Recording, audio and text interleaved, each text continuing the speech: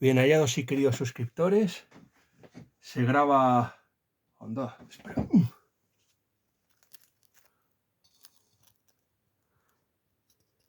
Peor.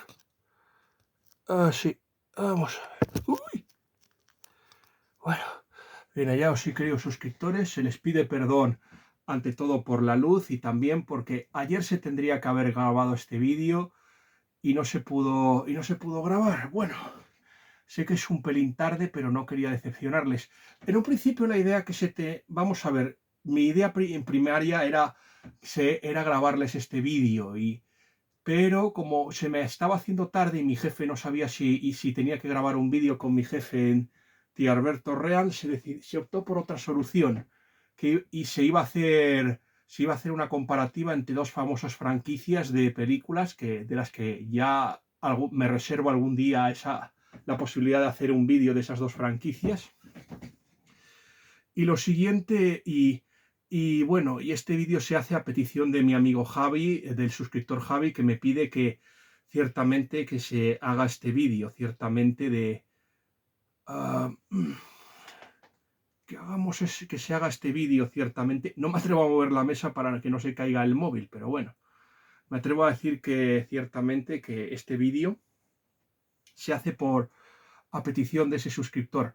Lo primero de todo es que esta semana ha sido muy dura. He estado a punto de borrar dos vídeos, o sea, y se han salvado. Pues oye, ya lo primero de todo es que no va a haber más vídeos de la Sociedad de Tolkien, de la Sociedad Española de Tolkien de Valladolid, por la sencilla razón de que es que, bueno, se ha decidido que los asuntos privados quedan en el club y ya no se va a grabar más vídeos, a no ser que me den permiso, que es algo que no creo que ocurra. Así que ya no habrá más vídeos de la Sociedad Católica de Tolkien en España. Eso sí, me han dicho que podemos dejar el vídeo, se vio que no se hizo con mala intención. Y lo segundo que se les quiere decir es que sí, se consiguió salvar el vídeo comparativo comparando a Racine con Cornell y Molière. Eso sí, el profesor me dijo que había que publicar una nota pidiendo disculpas sinceramente y diciendo que no se había, que nunca, que bueno, que era una, que no se hizo, que él nunca tuvo esa opinión y que ciertamente los comentarios de Warren Hamilton Lewis eran irónicos y satíricos y que la intención no era precisamente decir que Cornell era mejor que Racine, sino precisamente dejar en evidencia a todos aquellos que se mostraron críticos con Racine y que no conocieron su valía. Eso es lo más importante y eso es lo que se les quiere decir a todos ustedes, mis queridos y bien hallados suscriptores. Eso es lo que se les deseaba decir. Hubo una cosa que se me olvidó en el vídeo de Conan, que por cierto ha tenido buena acogida, no muchos likes, pero sí que ha tenido muy buena acogida, con 100... el señor Rumel, por cierto, me ha estado comentando algunas cosillas de Conan, y sí, hay una cosa que se me olvidó, no mencionamos a Solomon Kane, ciertamente, al famoso puritano. También se llegó a hacer una película de Solomon Kane, también. Me parece que no sé si el director era Courtney Salomon, el mismo que hizo el Esperpento, por ejemplo, de Dungeons and Dragons, y que en esa película salían Rachel Hart, por ejemplo, James Purefoy y Pete Pastelwaite. A Pete Pastelwaite ustedes supongo que lo conocerán por la película En el nombre del padre y también por haciendo de Giuseppe y también ciertamente por el Fray Gilberto de la película Dragonheart, de la que también hablaremos porque se va a hacer un vídeo personalmente cuando se haya escrito la crítica de Paisajes sin dragones de Michael de O'Brien. Sí, se va a hacer un vídeo de ese libro también. Y una de las cosas que me olvidamos y que quise decir es, primero, hay un escritor también en lengua hispana que también escribe pastiches de Conan y se me olvidó mencionárselo a ustedes. Ese escritor es Ángel L. Chinea, ciertamente. A ver si es que... Ajá. Bueno, creo que ya se ve un poquito mejor. La luz hoy nos está atormentando mucho, pero bueno, es Ángel L. Chinea. Y la otra novela que me gustaría recomendarla, se la dejé ahí, es la novela, por ejemplo,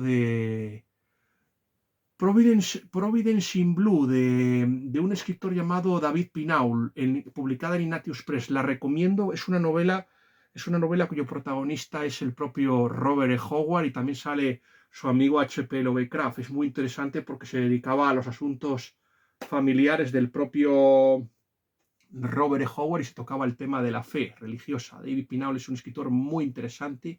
Es una pena que este libro no haya llegado a España. Eso es lo que se les quiere decir a ustedes, mis queridos suscriptores. Y lo siguiente que se les quiere decir es que ya saben ustedes que se dejó a mitad de camino una novela. Nos estamos refiriendo ciertamente a, bueno, un libro. Nos estamos refiriendo a Hombres del Norte. Se les prometió esa crítica. Ya se habló de la primera parte, que era Cartas Finlandesa. De hecho, las dos obras son completamente distintas. Y una de las cosas que tiene este libro, por ejemplo, es que tanto Cartas Finlandesas como Hombres del Norte se pueden leer de forma independiente. Este libro tiene solo dos defectos para mi modo de ver, dos defectos pequeños. O sea, el primer defecto es que este libro podría haber sido, pues, un apéndice del penúltimo y el del antepenúltimo y del penúltimo capítulo. Ya saben que se hablaba de ahí de la literatura finlandesa y también ciertamente de la famosa, del cantar épico de los fineses, que es el Kalevala. Se habló mucho de esos temas, ciertamente. De esos temas se habló muchísimo, y eso es lo que se les quiere decir a ustedes, mis queridos suscriptores. Se habló mucho de ese tema.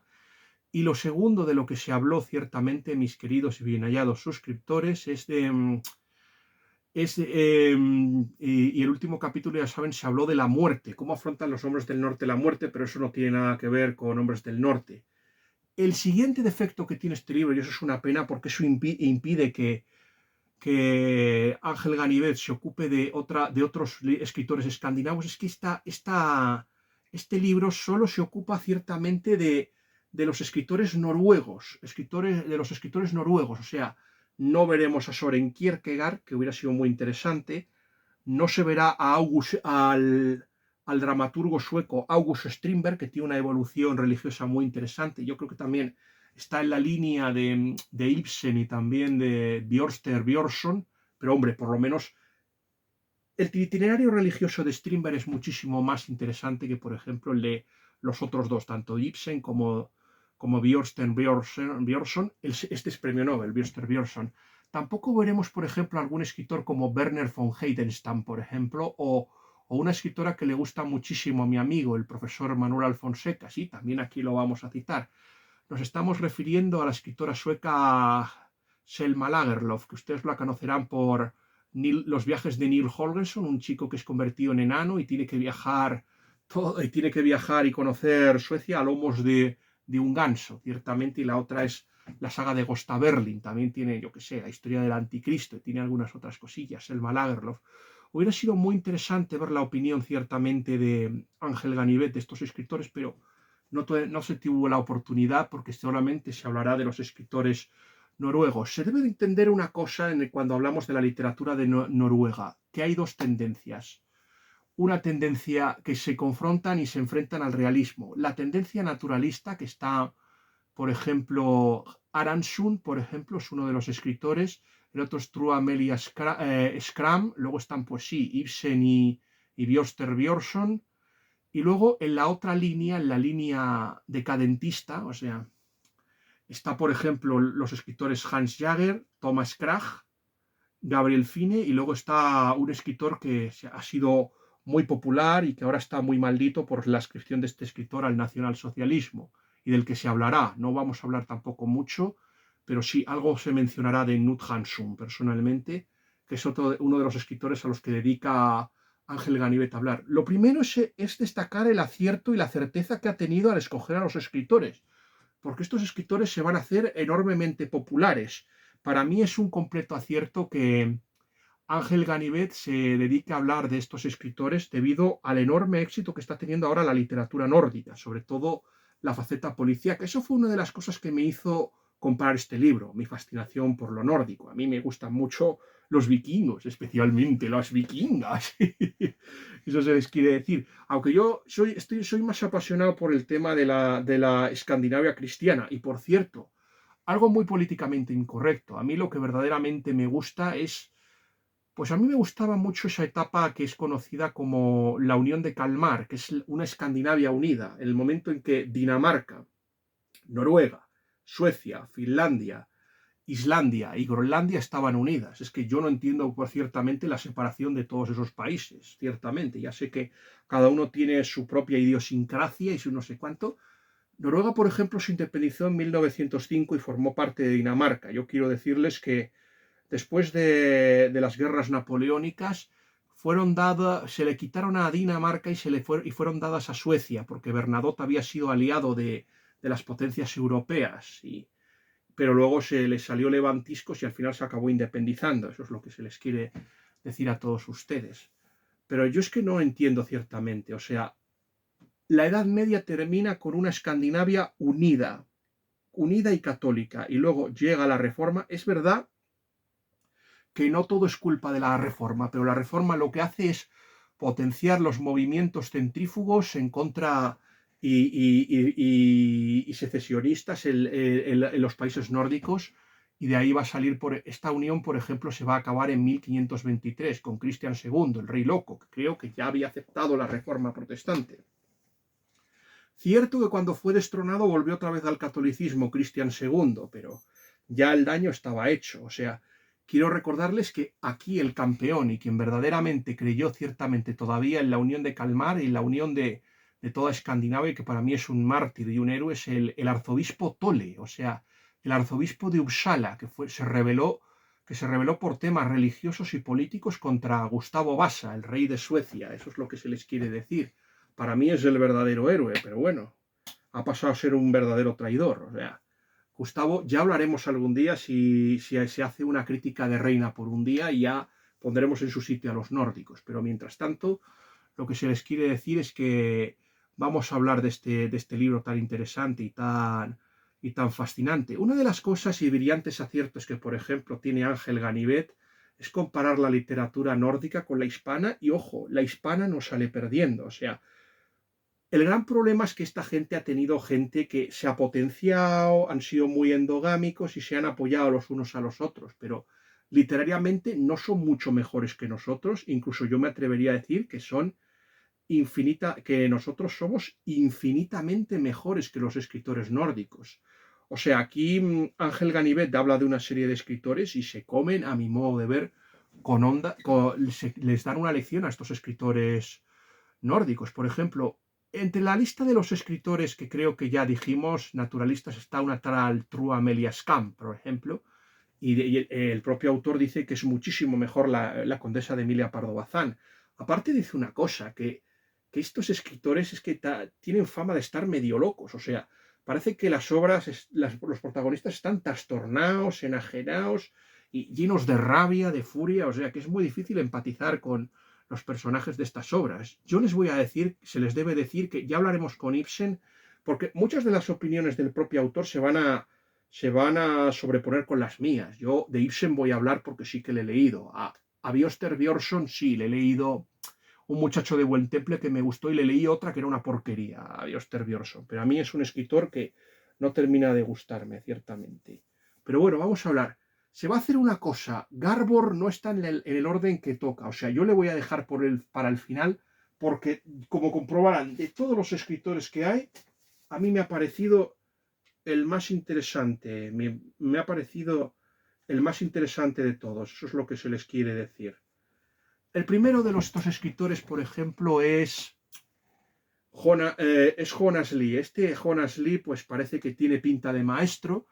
Su esposa le ayudaba a la redacción de sus novelas. La primera de sus novelas, por cierto, aquí sí que voy a tener que contar aquí con ayuda, porque es que no me he podido aprender todas las obras. Yo lo siento, mi memoria tiene un tope. Puedo hacer cosas, pero es que es imposible. A ver, este escritor tiene una novela un poquito más, un ciclo, una obra un poco más mitológica llamada Troll, que sí que ya es de mitología, es casi neorromántica, de un folclore. Este hombre, la de gran desgracia que tiene Jonas Lie es que ciertamente carece de escuela, ciertamente en Noruega. O sea, a diferencia de Björster Björnsson, o por ejemplo, o de o de Henrik Ibsen no ha tenido escuela ni arraigo fuera de Noruega, o sea, y de hecho es mucho más popular, tanto Lie es más popular que Bjørster Bjørnson y que Ibsen. De hecho, Ibsen es la rara avis. Ibsen es un escritor que ha tenido más éxito en el extranjero que en la propia Noruega, eso es lo que se les quiere decir, y Bjørnson, de hecho, también es más popular en Noruega que el propio Ibsen, de ahí que el otro creo que ganara el premio Nobel, Bjørster Bjørnson. Este es que, o sea, más o menos lo que ha hecho lo que ha hecho Ángel Ganivet es comparar a Jonas Lie, por ejemplo, con Pereda, José María Pereda, yo creo que ya le conocéis, Peñas Arribas, Sotileza y algunas obras, y más o menos, que era un escritor que se hacía fuerte en su Cantabria. Es muy interesante comparar la Montalvez, por ejemplo, compararla con las pequeñeces de Luis de Coloma. Le pasaba una cosa, que cuando salía de Cantabria, pues le pasaba como al gigante Anteo, que perdía sus fuerzas. Este Pereda era amigo de Galdós, y aparte de ser amigo de Benito Pérez de Galdós, también era muy amigo del polígrafo, ensayista y brillante ideólogo conservador Marcelino Menéndez Pelayo, ciertamente, el autor de la historia de los heterodoxos españoles. Y también Jonas Lie ha sido por la vena naturalista comparado con Alphonse Daudet. Ciertamente, muchas de las... Aunque este escritor no tiene el espíritu nihilista y ni destructivo ni de Ibsen ni de Bjørster Bjørnson, de los que ya luego se hablará, este es un escritor que siempre resuelve las cosas por la vía drástica. O sea, generalmente la especialidad de este hombre pues son las historias un tanto de familiares. Está, por ejemplo, la historia de Otzin y su esposa, la hija del comendador, por ejemplo, que también más o menos suelen tener fines trágicos. Niobé, en este caso de Niobé hay un castigo pues al egoísmo de los hijos, al hijo anarquista, a la hija materialista, o sea, generalmente la madre toma esto. Luego hay algunas obras como por ejemplo Dire Rein, por ejemplo,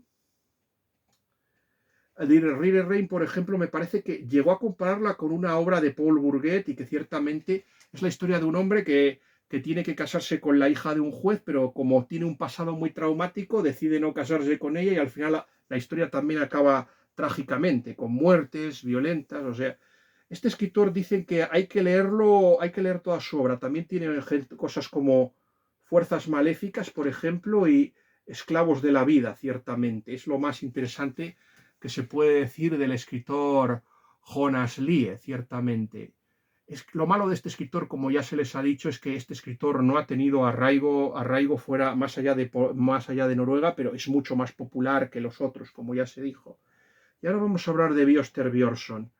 Aquí, sí, hay una cosa que se me olvidó decirles, que es muy importante. Las referencias que ha tenido Ángel Ganivet, aparte de conocerlos personalmente, porque este Ángel Ganivet ya sabéis que fue cónsul en Livonia, de la que se hablará algún día porque también se tiene pensado hacer una crítica de Drama en Livonia de Julio Verne. Ya sabes, yo digo que voy a hacer algo, pero no es seguro que lo haga porque ya saben que tengo muchísimos compromisos. Pero bueno, yo por lo menos me comprometo, pero la idea ciertamente más importante que se tiene o sea, las influencias, por ejemplo, o se ha basado mucho, por ejemplo, en lo que decían los críticos de la Vogue y, por supuesto, el crítico danés Georg Brandes. Georg Brandes en Espíritus Modernos. Y Georg Brandes me parece que califica a Bjørster Bjørnson. Este hombre, tenemos que se tiene que tener en cuenta, es hijo de un pastor protestante y heredó el carácter reformador de este hombre, pero no en la faceta religiosa, o sea, no ha heredado la faceta religiosa del padre, o sea, no ha heredado la faceta religiosa del padre, o sea, se ha ido por el tema del izquierdismo y por el progresismo. Por ejemplo, Ángel Ganivet lo ha llegado o no sé si Georg Brandes en Espíritus Modernos, Georg Brandes que es el mismo crítico que hizo famoso, por ejemplo, a Ibsen. De hecho, gran parte del impulso que han tenido Ibsen ha sido gracias a Georg Brandes y, por ejemplo, a William Archer, que fue quien tradujo la obra de Ibsen al inglés, y de ahí el arraigo que tiene Ibsen. Si Ibsen no se llega a encontrar con William Archer y no hubiera triunfado en la anglosfera, no nos lo encontraríamos hasta en la sopa a Henrik Ibsen. Esa es la cosa. Ya veréis cuando hablemos de Ibsen, que a Ibsen le voy a decir de todo menos bonito, y se lo merece. Menudo hijo de perra que es.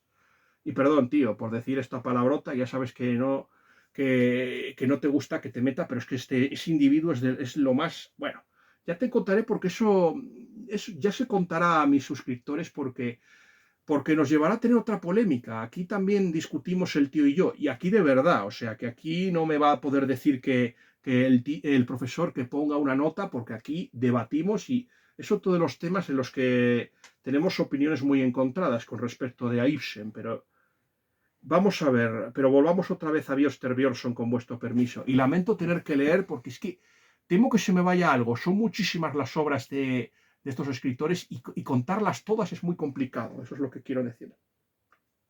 Aparte de lo que se ha dicho, Bioster Bjornsson es una especie de...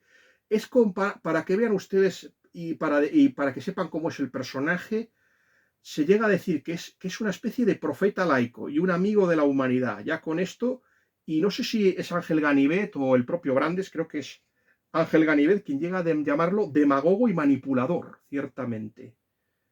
Y ahora aquí, con vuestro permiso, vamos a hablar un poco de las obras más importantes del propio Björster Björnsson.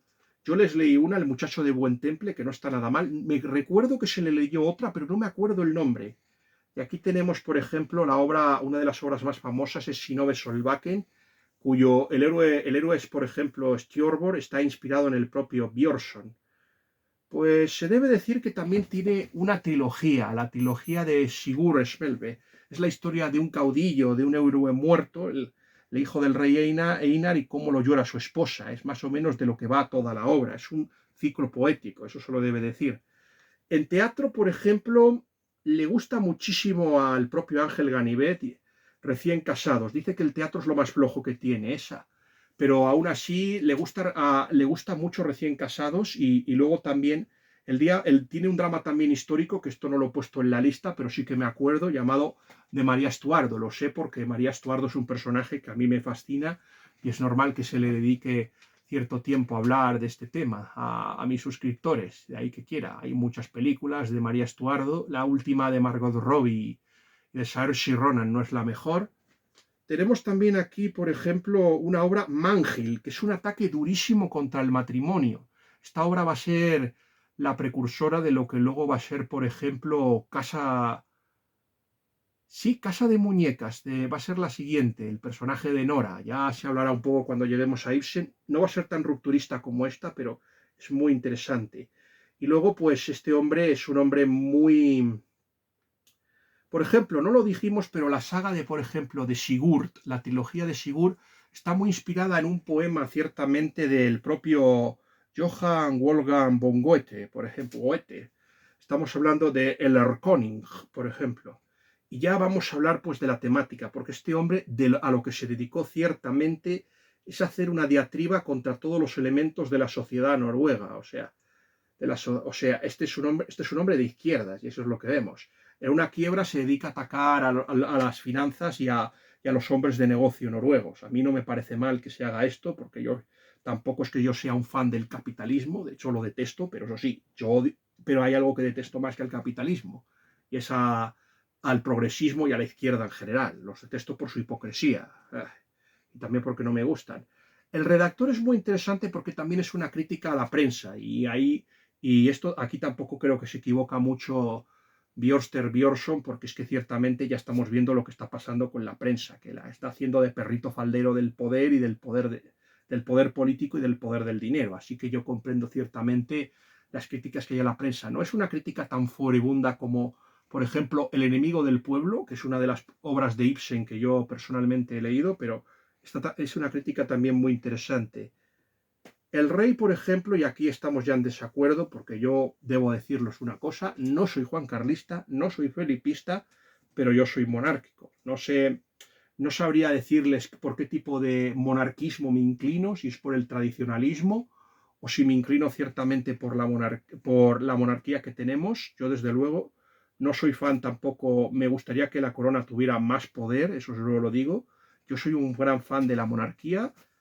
Lo que les quiero decir es que yo estoy más o menos cerca de la política de Aristóteles, o sea, que considera la mejor forma de gobierno la monarquía siempre que se haga bien, porque si la monarquía degenera, ya sabe que se convierte en una tiranía y eso es lo peor que puede haber. Y en cambio considera que Aristóteles que el sistema menos malo en caso de corromperse sea la democracia, que puede convertirse en la demagogia o puede convertirse en la demagogia, ciertamente, o en una especie, en todo caso, una especie de oligarquía. Sería la aristocracia la que se convertiría en una especie de oligarquía, pero bueno, es muy interesante. De todas formas, este hombre, Bioster, va a apostar por la república, pero claro, la república ya sabemos que generalmente suele tener todos los problemas de la monarquía y ninguna de sus ventajas. Luego tenemos el caso de Leonarda, que es una crítica brutal contra la sociedad noruega, ciertamente. Y luego tiene, yo creo que la obra más interesante, por ejemplo, que tiene, y esto lo ha indicado Ángel Ganivet, que tiene, por ejemplo, Bjoster Björnsson, es, por ejemplo, sobre las fuerzas, que cuenta la historia pues, de un pastor protestante que tiene a su mujer muy enferma, paralítica. Si ustedes vieron mi vídeo de cartas finlandesas, es posible que este tema lo tratara. En este tema tenía mucho más memoria que antes, pues se trata este tema, o sea, cómo ocurre el milagro, pero a cambio el pastor pues muere y la esposa prácticamente muere después. Así que ciertamente el milagro es un milagro envenenado.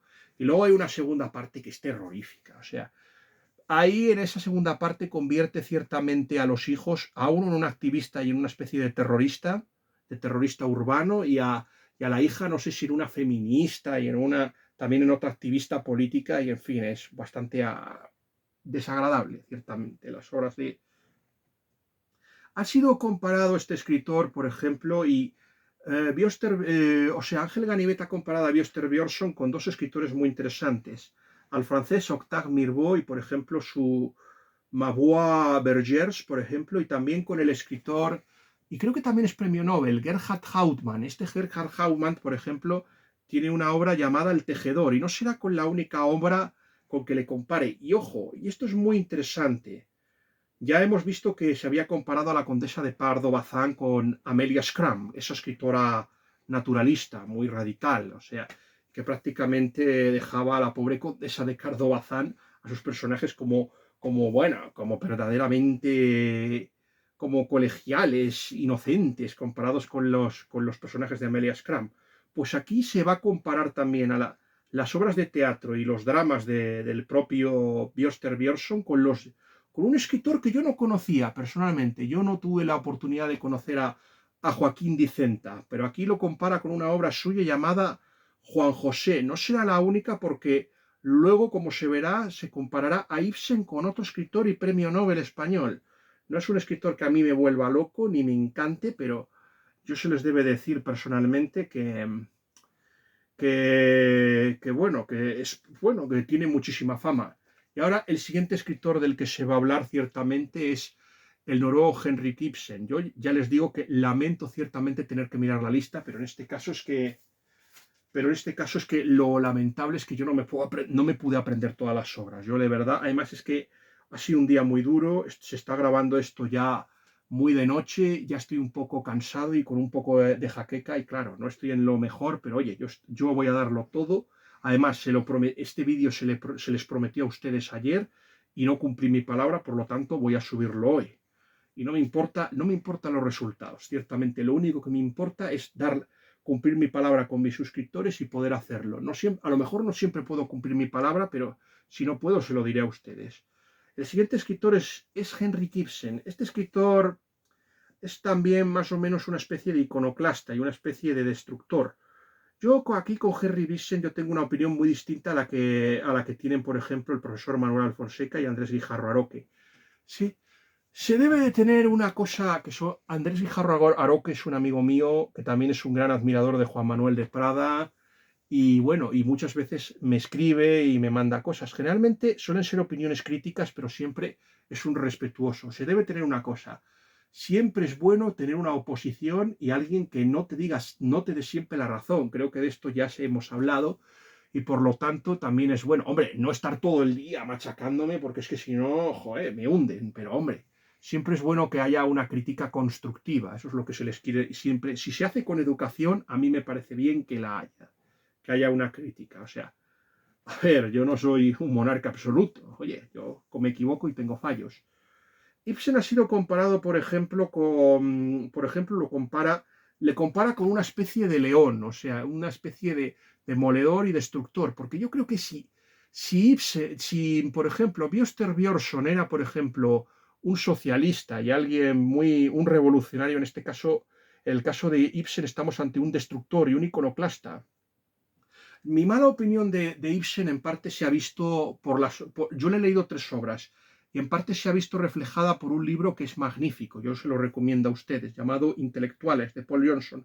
A mí Paul Johnson es un escritor que se les debe decir a ustedes, me gusta muchísimo más que Roger Scruton, aunque a Roger Scruton solo he leído Pensadores de la Nueva Izquierda, pero yo les debo decir que si tengo que elegir entre intelectuales y pensadores de la Nueva Izquierda de Roger Scruton, yo personalmente elijo ciertamente a intelectuales. A mí me gustó muchísimo los esbozos que hizo de los diferentes intelectuales.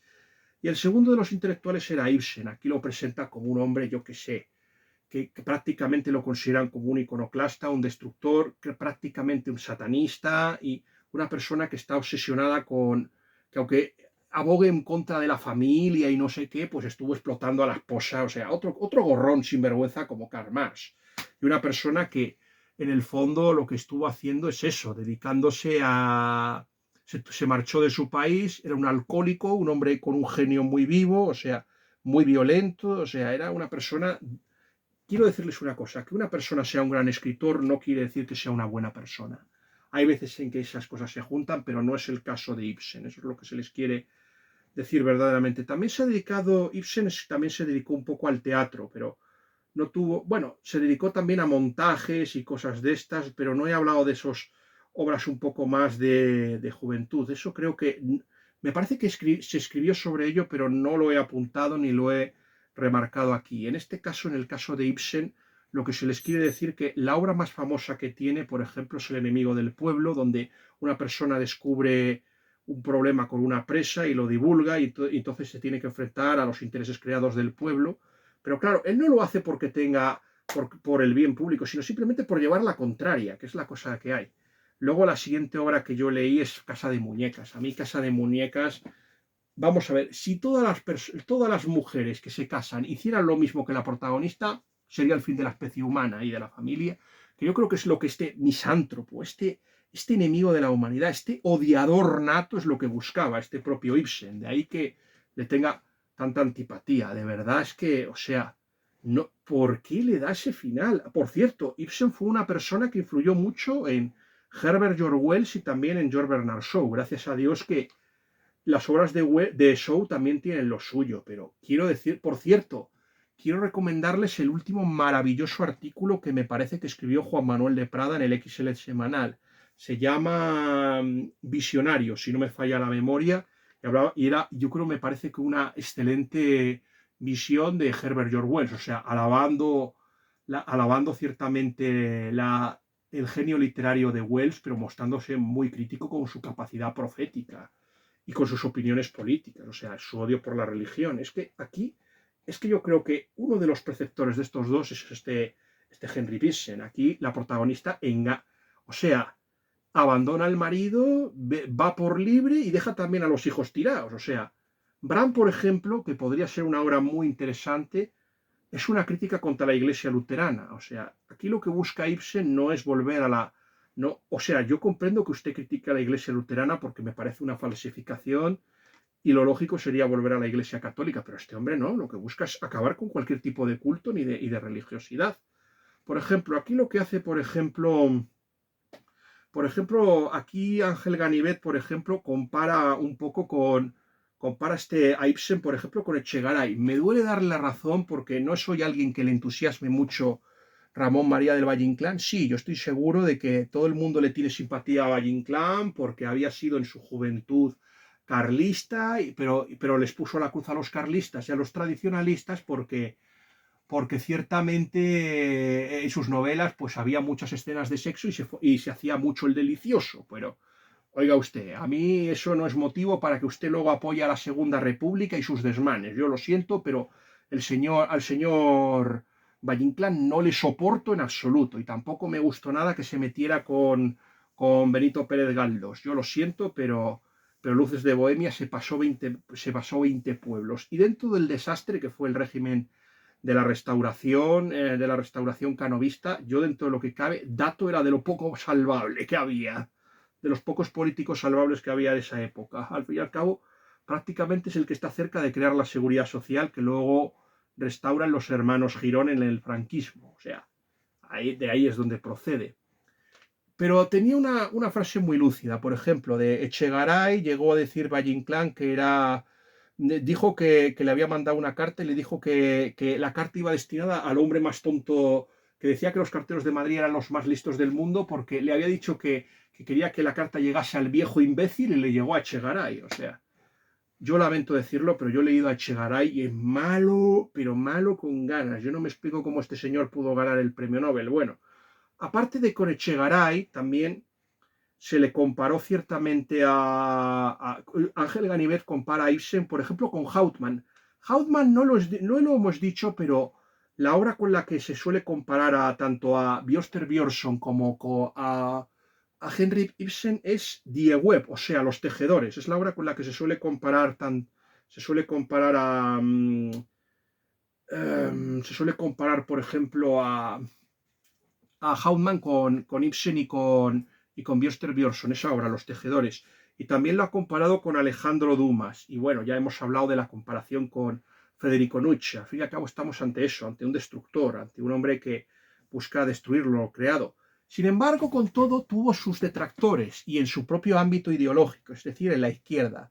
O sea, por ejemplo, había dos críticos franceses que yo creo que eran naturalistas y seguidores de la escuela y admiradores de Zola, o sea, palmeros de Émile Zola, Sarcey y Lemaitre, y le acusaron ciertamente a Ibsen de imitar a Dumas. Yo no le veo ningún parecido ciertamente a Ibsen con Alejandro Dumas, aunque claro, el teatro de Alejandro Dumas yo no lo he leído, pero también sí, bueno, sé que es de amores ahí, ardientes y fogosos. Me parece que tenía una obra llamada Anthony, y con George Sand se la compara ciertamente con estos escritores, con Dumas y George Sand.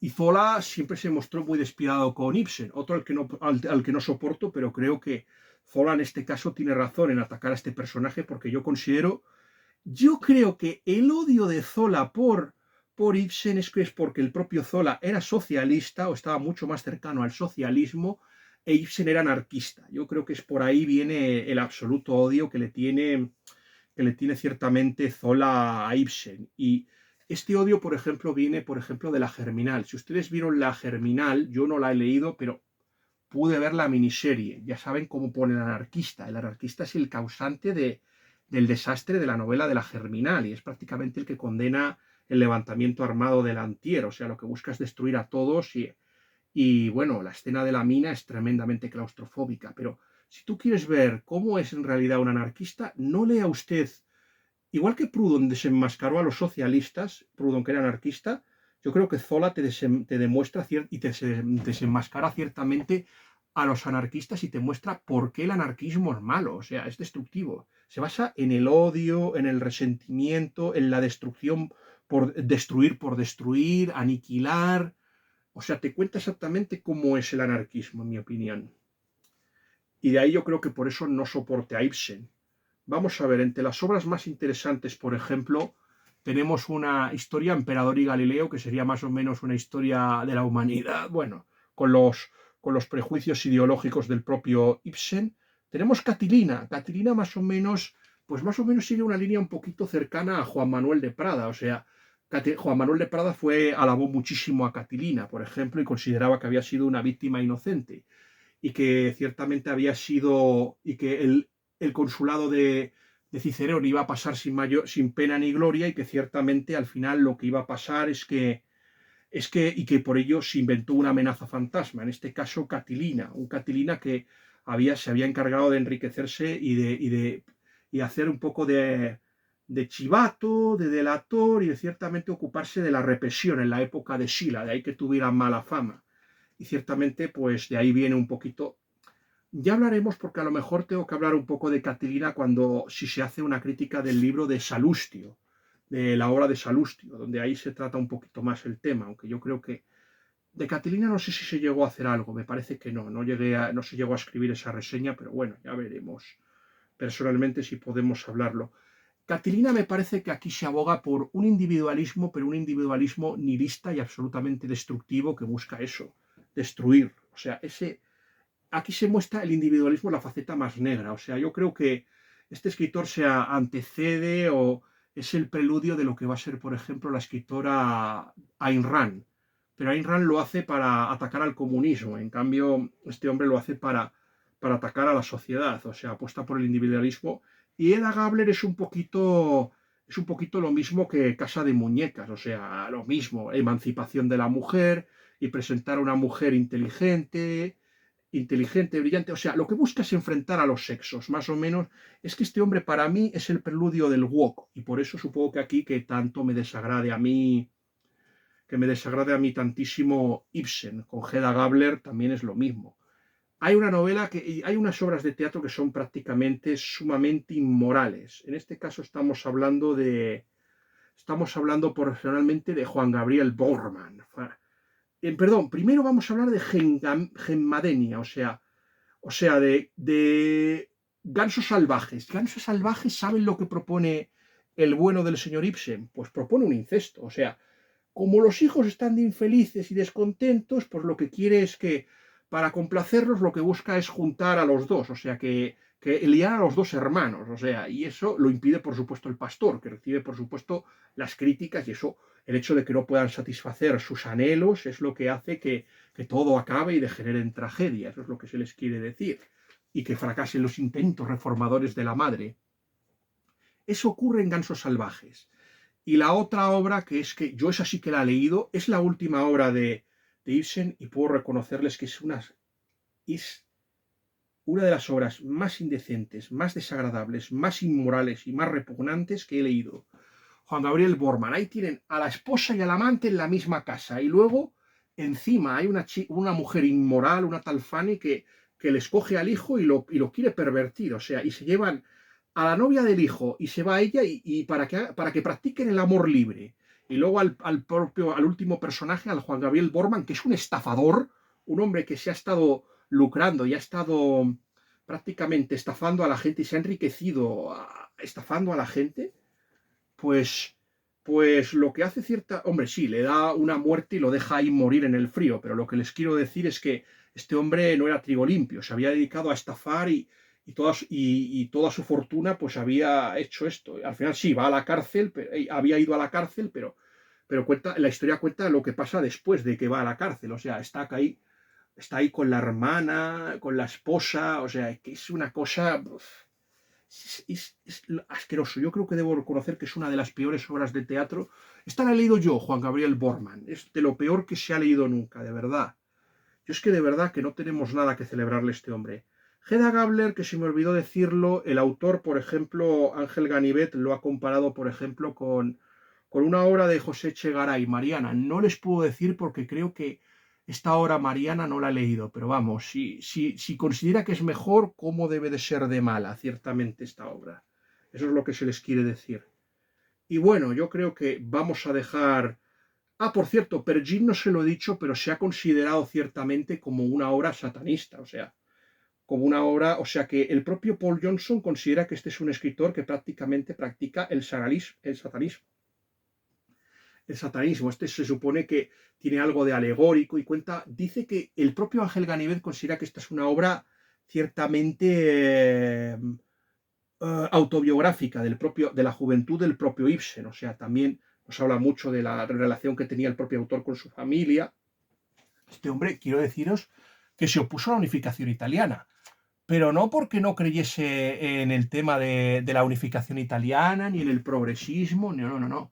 Se opone a la unificación italiana porque era el Estado más restrictivo y más reaccionario. O sea, llega a decir el propio Ángel Ganivet que el propio Ibsen es lo más cercano al tradicionalismo, pero yo no veo este espíritu tan destructivo y nihilista que, por ejemplo, hay en los tradicionalistas. Yo tengo una opinión muy buena de los tradicionalistas, en cambio, muy mala de Ibsen, ciertamente. Yo no veo esta capacidad tan autodestructiva de ellos. O sea, al final es un hombre que es narcisista, egoísta, una persona de honores, vamos, yo de verdad, y todo esto no lo cuenta, o sea, muchas de las opiniones de Ibsen son mías porque yo personalmente he leído, he leído una buena parte de las obras de Ibsen y creo que aquí se ha visto un poco, o sea, y por eso quería decir esto, porque en mi opinión, es verdad que el autor aquí es bastante neutro y aséptico y cuenta las cosas como son, pero Ángel Ganivet, pero yo creo que había que mostrarse un poco, no podías ser tan equidistante, eso es lo que se les quiere decir. En cuanto ya nos acercamos, por ejemplo, a la escuela decadentista, y en este caso no es el autor que no es el autor que está en el libro, porque ahora nos tocaría hablar de Arne Garborg, el último de los grandes escritores naturalistas, pero Garborg es el escritor más interesante y como ya saben que yo me preocupo por ustedes, lo que me interesa de Arne Garborg es dejar a Arne Garborg para el final, porque es para mí el más interesante de todos estos escritores y por eso quiero dejar a Arne Garborg para el final, para que ustedes puedan, porque quiero dejarles lo mejor a todos ustedes. El siguiente escritor del que vamos a hablar es Knut Hamsun. Vamos a ver. Este hombre se muere, este hombre, Ángel Ganivet, como ya, si ustedes no vieron mi crítica de cartas finlandesas, yo se la recomiendo. Este hombre se suicida en el año 1898. Eso es lo que se les quiere decir a todos ustedes. Este hombre, y no podía saber lo que le iba a pasar a Knut Hamsun. Knut Hamsun era un escritor pues que parecía, oye, aquí, de hecho es un acierto que este escritor llega a predecir que Knut Hamsun se convertiría en el gran escritor en el que se convirtió. Lo que se les quiere decir que este hombre apoyó al régimen, a Wilhelm Quisling, o sea, apoyó al títere nazi nacionalsocialista, eso es lo que se les quiere decir. Le apoyó y ciertamente lo que impidió que este hombre fuera fusilado, el propio Knut Hamsun, fue que ganó el premio Nobel. Al final lo internaron en un manicomio, en un psiquiátrico. Pasó pues siguió más o menos una tendencia muy parecida a Ezra Pound y, por ejemplo, también ¿cómo se llama este? A Luis Ferdinand Céline, por ejemplo. Siguió esta línea. Luego hubo otros que tuvieron peor suerte, como Brasillach, por ejemplo, o el propio Drew de la Rochelle, o por ejemplo también Rebatet, de los que habla Juan Manuel de Prada en su maravillosa novela Mil ojos esconde la noche, que es, La ciudad sin luz y Cárcel de tinieblas. Habla de esos escritores del fascismo francés, que es muy interesante. También habla del famoso Lesca. Pero lo que se les quiere decir a todos ustedes que de Knut Hamsun es que el autor ciertamente lo ha comparado ciertamente, por ejemplo, con el escritor Fyodor Dostoyevsky, también con un escritor que aquí no ha sido muy conocido, pero sí que tuvo mucha influencia, por ejemplo, en la década de los 50, los 60 y los 70. Me estoy hablando de George Meredith. El propio G.K. Chesterton también habla mucho de George Meredith y su novela El egoísta. Y también, sí, también considera que este escritor tiene también un gran humorismo. Este escritor lo más interesante es la trilogía Pan y Hambre, o sea, es lo más interesante que tiene Knut Hamsun. Ciertamente, yo creo que una de las cosas por las que no tengo tanta información de Hamsun y por lo que no hablé tanto de Knut Hamsun, que seguramente hubiera merecido en mi crítica tener mucho mayor espacio, es porque ciertamente las críticas las escribí a la vez, o sea, cartas finlandesas y Hombres del Norte. Eran una sola crítica, iba a ser un solo vídeo, pero también iba a ser, pero como cartas finlandesas me pareció un poco complicada, pues decidí partirlo en dos, y por eso no hay tanta información de Hamsun. Al escribirse a la vez, pues ya estaba cansado y supongo que por eso no pude hablar. Fíjense en todas las obras que les he mencionado hasta el momento. Eso es lo que se les quiero decir. Por eso no se ha podido hablar tanto de Hamsun como me habría gustado. Pero es un escritor muy interesante, eso es lo que se les quiere decir. Y otro miembro, ciertamente, del decadentismo, ya hemos hablado que el otro era Hans Jager, el otro, y vamos, hay una cosa que hice, por ejemplo, y fue poner un anexo de los escritores noruegos. Si podemos, lo vamos a compartir con todos ustedes en la caja de comentarios y ustedes podrán ver a todos los escritores noruegos. Seguramente alguno me lo haya dejado. Pero los importantes aquí los hemos mencionado.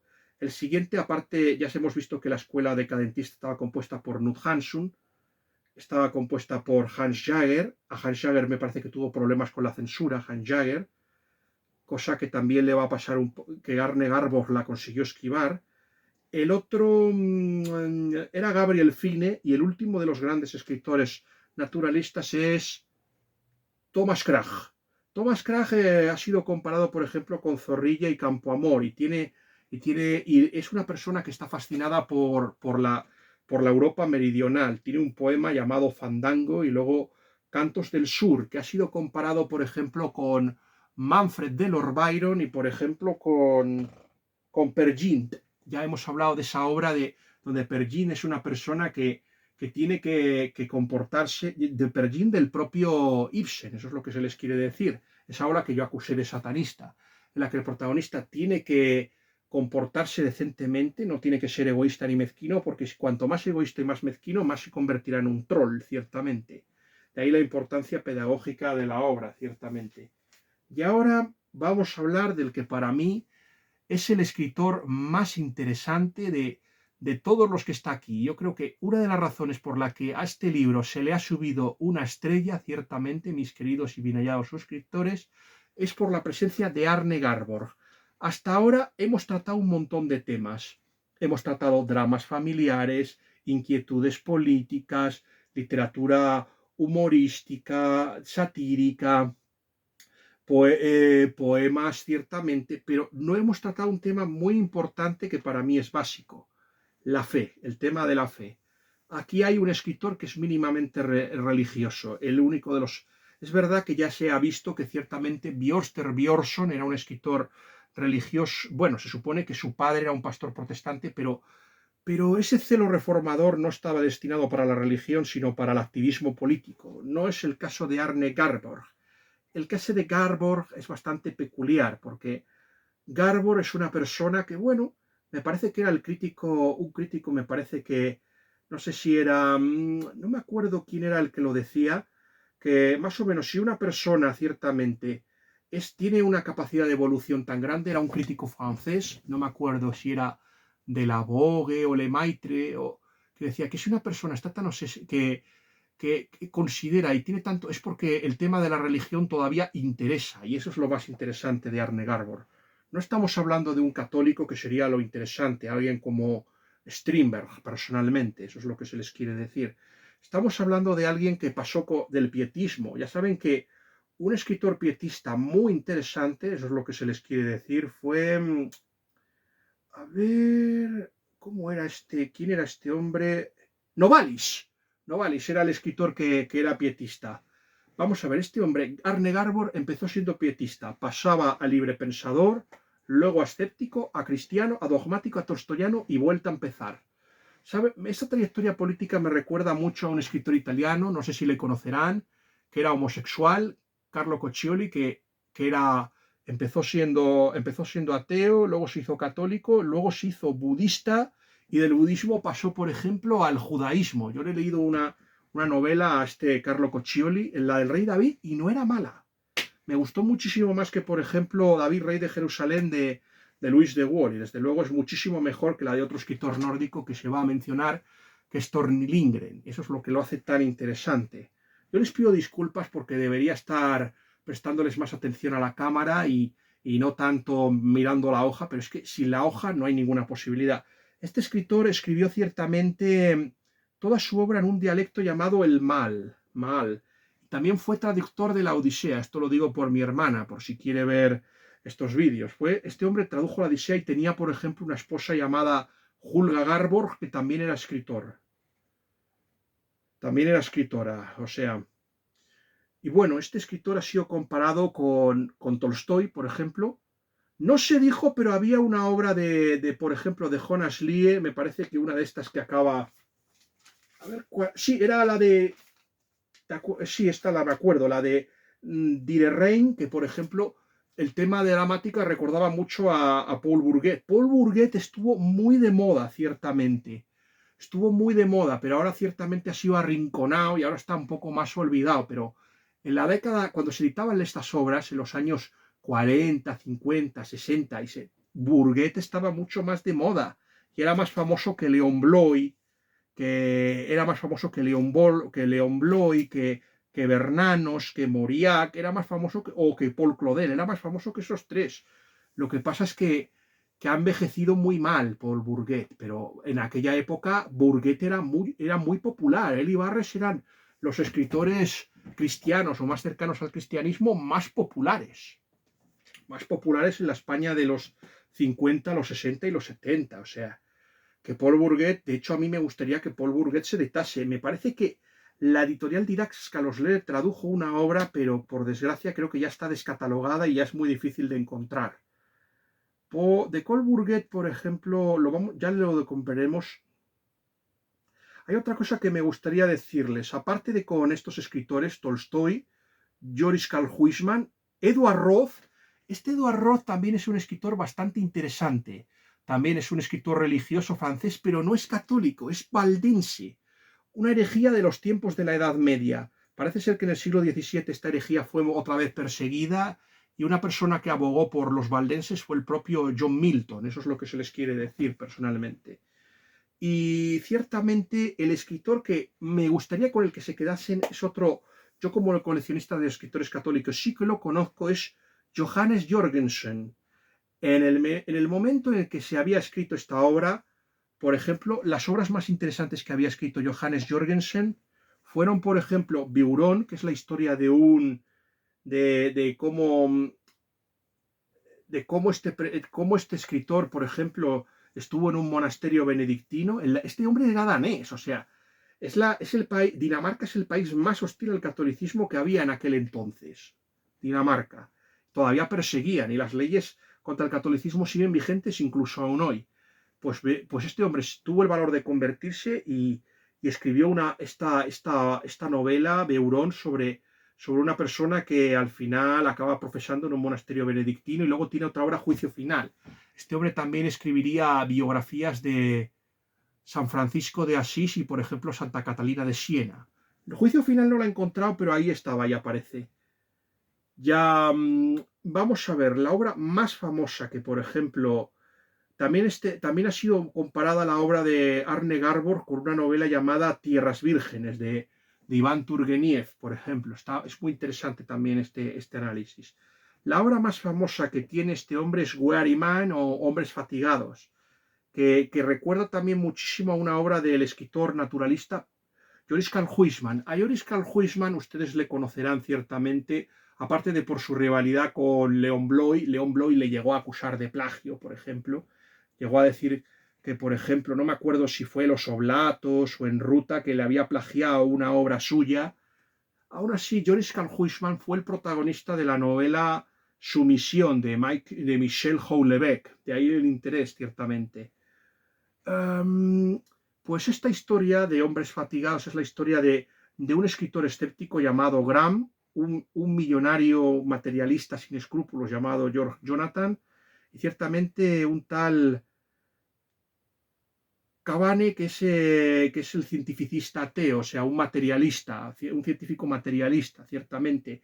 Y aquí se emplea una expresión muy interesante para definirlo. O sea, esta novela también ha sido comparada con Cosmópolis. Cosmópolis no hay que compararla con la obra del escritor americano Don DeLillo, sino que es una obra de Paul Bourget. Por desgracia, no tenemos mucha información porque la obra de Paul Bourget, como se les ha dicho, en España está absolutamente descatalogada y es una lástima porque debería volverse a reeditar la obra de Paul Bourget, al menos para que se le pudiera leer. A lo mejor es que ha envejecido mal, pero aún así sí que me gustaría tener la oportunidad de leer a Paul Bourget. Oye, miren, si ustedes están tan interesados en que yo les lea, venga, vamos a leerles algo de Paul Bourget. Hombre, exactamente, hombre, yo les pido perdón. Exactamente, a ver, Paul Bourget. Anda, mira, Cornell. Esto es casualidad, ¿verdad? Me persigue, que la sombra de Cornell me persigue. Vamos a ver, Bourget. A ver, Bourget, ya estamos por la R. Boussoño, Bourget. Ah, aquí está, Paul Bourget, vamos a leerle. Habiéndose formado en la escuela del naturalismo, por cierto, que en la novela, por ejemplo, a ver, la obra de Leon Bloy, por ejemplo, ya saben que en esa obra, Caín Marchenois, el personaje de Caín Marchenois, no sé si era el condenado En El Condenado, pues sí, me parece que una de las personas con los que se dedica a criticar a la mayoría de los escritores y el personaje de Paul Bourget es Alexis de Mirel. Ese personaje que hay en Marchenois también aparece, por ejemplo, en la novela La mujer pobre, también de Leon Bloy.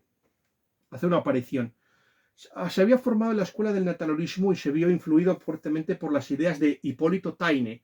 Taine es una persona también, un historiador que también es una persona que estuvo muy contaminado por el positivismo, intentó creer. Con todo, Taine siempre tuvo una muy buena opinión de España, algo que ciertamente es muy raro en Francia, pero bueno, por eso es tan interesante.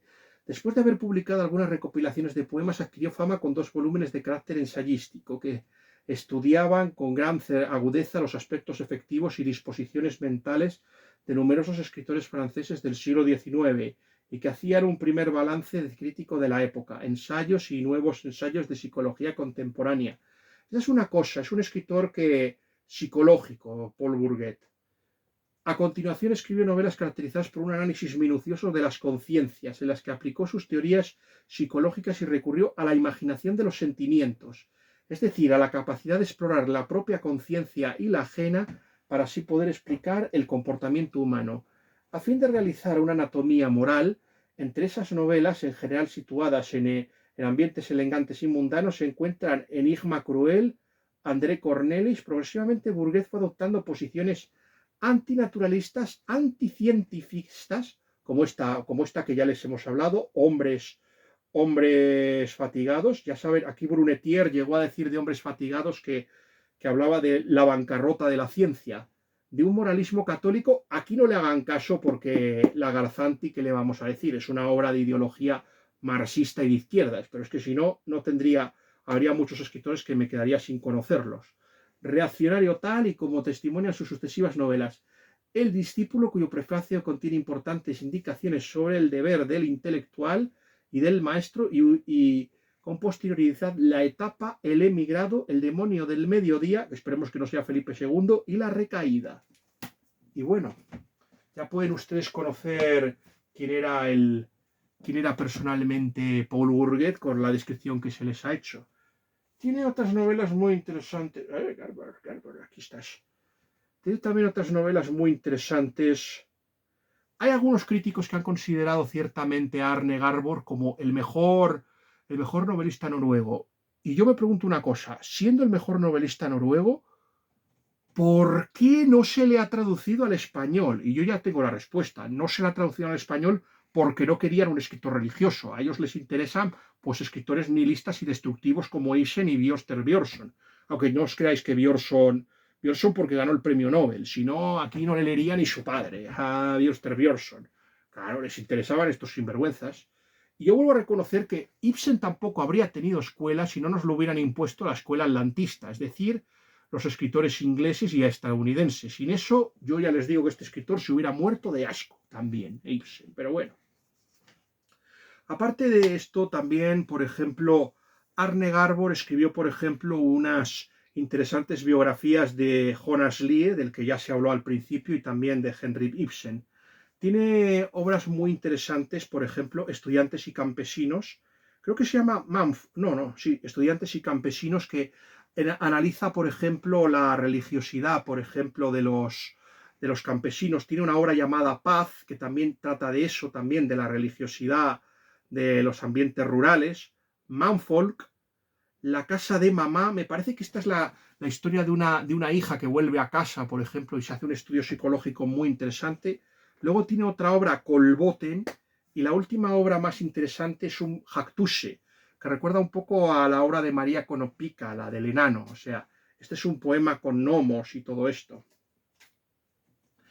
Hasta aquí ciertamente se puedo leer y considero que es lo más interesante de esta obra. Ya para mí es una lástima ciertamente que Ángel Ganivet muriese tan pronto y nos dejase. A mí me hubiera gustado mucho que hubiera comentado y hablado de otros. Espera, a ver. Que hubiera... Aquí necesito, lo siento, pero necesito esto. Me hubiera gustado que hubiera hablado ciertamente... Sí, ya lo sé, se ve... ¡Oh! Oye...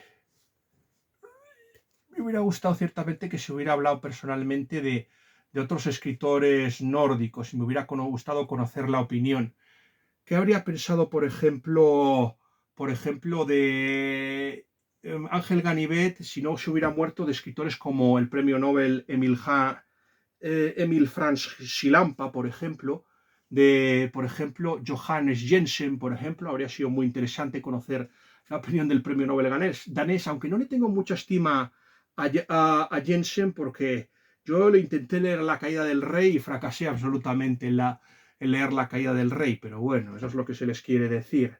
También pues, me hubiera gustado conocer la opinión que hubiera tenido de Sally Salminen y sobre todo me hubiera gustado saber qué pensaba, por ejemplo, de una escritora como Sigrid Undset, que es la más interesante, por ejemplo. A ver, no es la que más me gusta de los escritores nórdicos, pero es católica y es noruega y me hubiera gustado mucho conocer las opiniones personalmente de Ganivet sobre Sigrid Undset. También escritoras como Sally Salminen, por ejemplo, me hubiera gustado Parlagervist, aunque ciertamente Parlagervist no aparecerá en la portada que les vamos a ofrecer, por ejemplo, me hubiera gustado, y sobre todo del más interesante y para mí el mejor. No podíamos terminar esta reseña sin hablar del que para mí es el mejor escritor nórdico que he leído y seguramente de todos los escritores nórdicos que leeré, que estamos hablando de Mika Waltari. Yo dudo mucho, me hubiera gustado saber qué opinión tenía. Y también, por ejemplo, hubiera sido muy interesante conocer la opinión de Bugemarkt, de Synnøve Christensen, de Sigurd Christiansen, de Hans Gelmuinden, de Chrisman Gudmundsson, de Per Olof Ekström, de Irina Saburova, o de Arvez Viraiz. Me hubiera gustado conocer la opinión de todos estos escritores, pero desgraciadamente, mis queridos y bien hallados suscriptores, nos quedaremos con la duda. Bueno, yo se les debe reconocer que este maravilloso ensayo a mí me ha gustado mucho.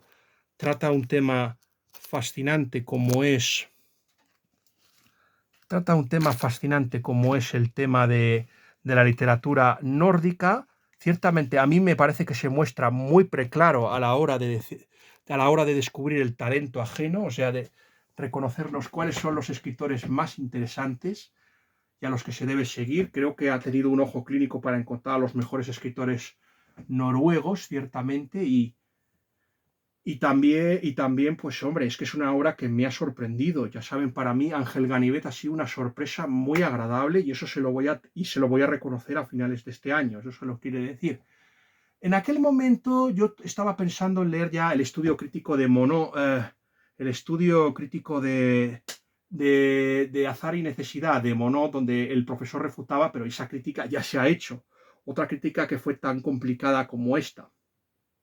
En cuanto a cuál fuese el siguiente vídeo, pues me gustaría mucho hablar ciertamente y comentar un artículo de Joseph Pearce. Yo creo que trataremos de hacer un vídeo sobre los diferentes artículos que ha habido de Imaginative Conservative. Y otra cosa que me gustaría muchísimo, personalmente, tengo algunas críticas, por ejemplo, que también me gustaría, por ejemplo, compartir con ustedes. De Anthony Boucher, por ejemplo, El 7 del Calvario, me gustaría muchísimo que se pudiera escribir esa reseña y veremos a ver si mañana no creo porque estaré hecho una porquería después del esfuerzo de esta noche, pero bueno, también me gustaría darles una oportunidad.